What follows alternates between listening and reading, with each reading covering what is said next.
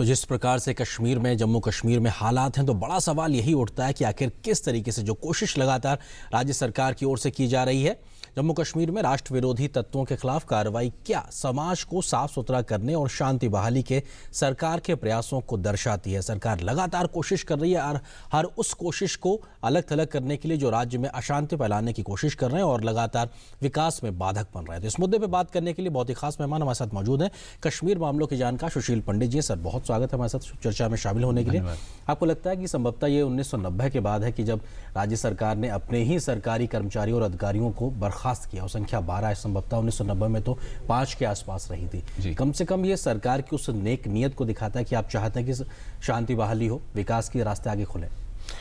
देर आयद दुरुस्त आयद, ऐसे बहुत से तत्व प्रशासन में, व्यवस्था में घुसपैठ कर गए थे जिन्होंने राजनीतिक निर्णयों की, प्रशासनिक निर्णयों की अवहेलना करते हुए व्यवस्था को खतरे में डाला, चरमराया। और ये राजनीतिक इच्छा शक्ति का भी परिचायक है कि ऐसे तत्वों से को निपटने और उनको रोल बैक करने, इनके प्रभाव को कम करने का कमर कस के प्रयास किया जा रहा है, क्योंकि पानी नाक तक पहुंच गया था। और एकमात्र कसौटी अब यही है कि एक आध कदम पर न रुका जाए।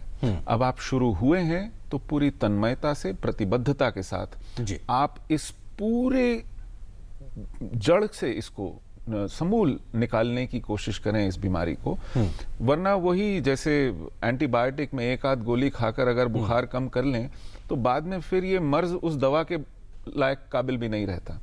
आपको पूरा कोर्स करना पड़ेगा, हर क्षेत्र से, हर आयाम से, न सिर्फ ऐसे तत्व निकालने पड़ेंगे लेकिन अपनी राजनीतिक इच्छा शक्ति भी दर्शानी पड़ेगी कि आप दूर तक, जितना लंबा ये संघर्ष चले, आप उससे लड़ने के लिए तैयार हैं। आपके कहने का मायने ये है कि जो बात सरकार कह रही है कि अभी ये महज संख्या 12 तक है, लेकिन अभी और भी लोग ऐसे अधिकारी या कर्मचारी रडार पे हैं जिनके बारे में सूचनाएं ये बताती हैं कि संभवतः उनकी भी संलिप्तता रही है। और ये कोशिश, जो इच्छा शक्ति की आप बात कर रही है, आगे भी दिखानी पड़ेगी, तभी जाके काम होगा। देखिए, ये कारण ये है कि पिछले महीनों में न केवल उपद्रवियों को जेल से छोड़ा गया, न केवल अपराधियों के मुकदमे वापस लिए गए, बल्कि ऐसे ऐसे देशभक्त लोगों को किनारे किया गया, उनको अपने हाल पर छोड़ा गया जो जान हथेली पर रखकर इस देश के लिए काम करते थे।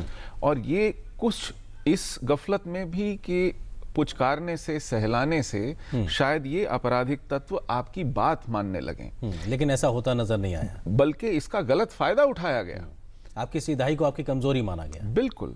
और ये कमजोरी बढ़ करके इतना बड़ा मर्ज बन गई कि आपको फिर इस तरह के कदम उठाने पड़े और आपको अपनी ही व्यवस्था को, अपनी ही कानून व्यवस्था को, अपने ही प्रशासन को पूरी तरह चरमराते हुए, पंगु बनते हुए, लकवा मारते हुए देखना पड़ा। तो आज उस राजनीतिक इच्छा शक्ति की परीक्षा है कि अब आप यदि चेते हैं, संभले हैं, तो आप you will run the full course, आप पूरी की पूरी दूरी तय करेंगे और जो चाहिए, जो जरूरी है, वो करके दिखाएंगे, चाहे कोई भी कीमत चुकानी पड़े। जी, बीमारी का पूरा इलाज करना पड़ेगा, कम से कम जो वक्त कहता है कि उसके हिसाब से चलना पड़ेगा। आपको लगता है कि जिस इच्छा शक्ति की आप जो बात कर रहे हैं, खासतौर से राजनीतिक लेवल पे जिस कोशिश की बात है, आपको लगता है कि सिर्फ राज्य सरकार की ओर से बीते लंबे समय से केंद्र की ओर से भी पॉलिटिकल आउटरीच से लेके सोसाइटी के तमाम सेक्शन से बात करने से लेकर खुद गृह मंत्री राजनाथ सिंह लगातार कितनी बार है, आपको लगता है कम से कम उस दिशा में कहीं कोई कमी नहीं रही? हालांकि जो व्यवस्थाओं में दिक्कतें रही, अब धीरे धीरे उसकी और भी बढ़ रहे हैं आगे। देखिए, हमारी राजनीतिक व्यवस्था जो है, एक संघीय ढांचा है, उसमें राज्य सरकार को बहुत स्वायत्तता होती है और वहां की चुनी हुई सरकार को केंद्र सरकार ने लगभग पूरी छूट, पूरी स्वतंत्रता दी थी कि कश्मीर को अपने हिसाब से चलाएं, अपनी प्राथमिकता के हिसाब से उसको प्रशासन दें, उसको विकास दें। लेकिन वहां इसका उलट होता दिखाई पड़ा जी। और जिस चुनाव ने, जिस एक अप्रत्याशित चुनाव ने आशातीत नतीजे आपको दिए, उसी चुनाव की पूरी प्रक्रिया और उसके प्रभाव को पूरी तरह निरस्त कर देने वाली काम आपकी आंखों के सामने हुए।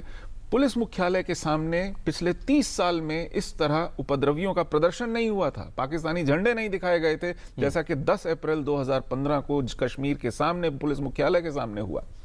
गिलानी जिस प्रोसेशन में जुलूस की शक्ल में आए, हवाई अड्डे से पुलिस मुख्यालय तक लाए गए दूल्हे की तरह सजा के, ऐसा कभी नहीं देखा गया था।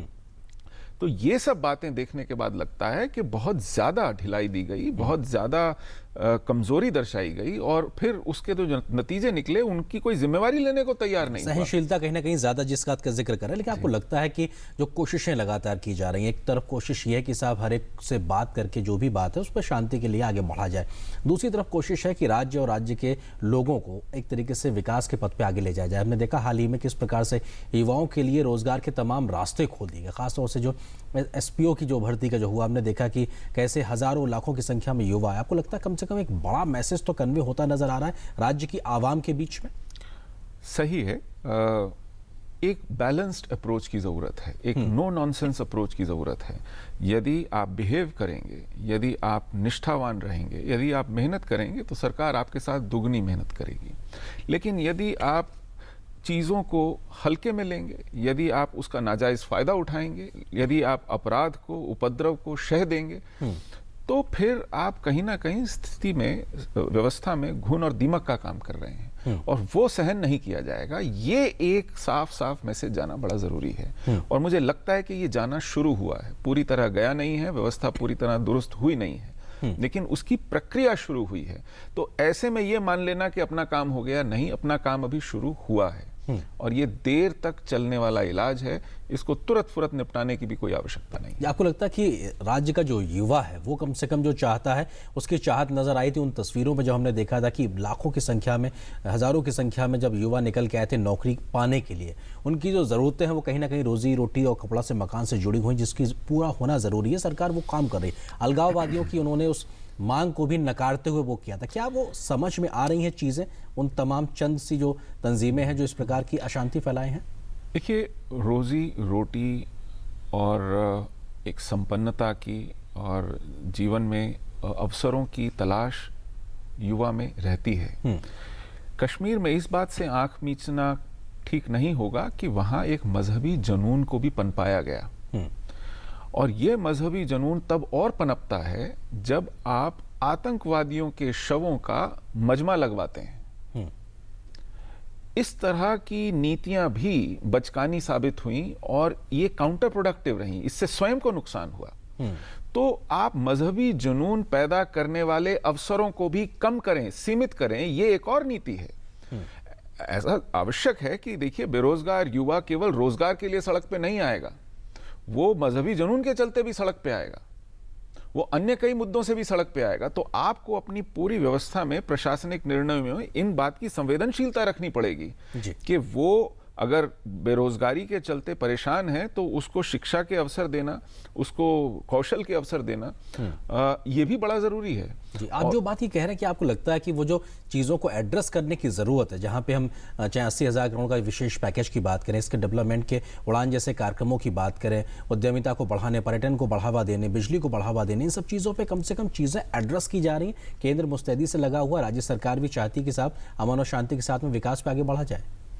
बिल्कुल, ये विकास के नए आयाम, नए अवसर खोलने की प्रक्रिया तो है ही, प्रयत्न तो है ही, लेकिन वहां जो एक दूसरी बीमारी है, एक अतिवाद की, आतंक के और हिंसा के माध्यम से अपनी बातें मनवाने की, देश भक्ति के विषय में देशद्रोह के स्थिति में भ्रम पैदा करने की, व्यवस्था के विरुद्ध खड़ा करने की, देश के विरुद्ध खड़ा करने की, और उसमें कहीं मजहब का घाल में लगा करके इसको विस्फोटक बनाने की, ऐसे प्रक्रिया और ऐसी कोशिशों के प्रति भी सजग रहना बहुत जरूरी है। इसका रोजगार से, शिक्षा से, अवसरों से विशेष कुछ लेना देना नहीं है, इसका जुनून से लेना देना है, इसका आपराधिकता से लेना देना है, इसका उपद्रव करने की मानसिकता से लेना देना है, और इसका कुल मिला के देश और समाज के हित और सुरक्षा को चुनौती देने वाली गतिविधियों से लेना देना है, और उसके प्रति भी संवेदनशील और सजग रहने की आवश्यकता है। वहां पे ज्यादा तरीके से चोट करने की भी जरूरत है। हालांकि देश ही नहीं बल्कि दुनिया मान रही इस प्रकार की सोच जिसका आप जिक्र कर रहे हैं,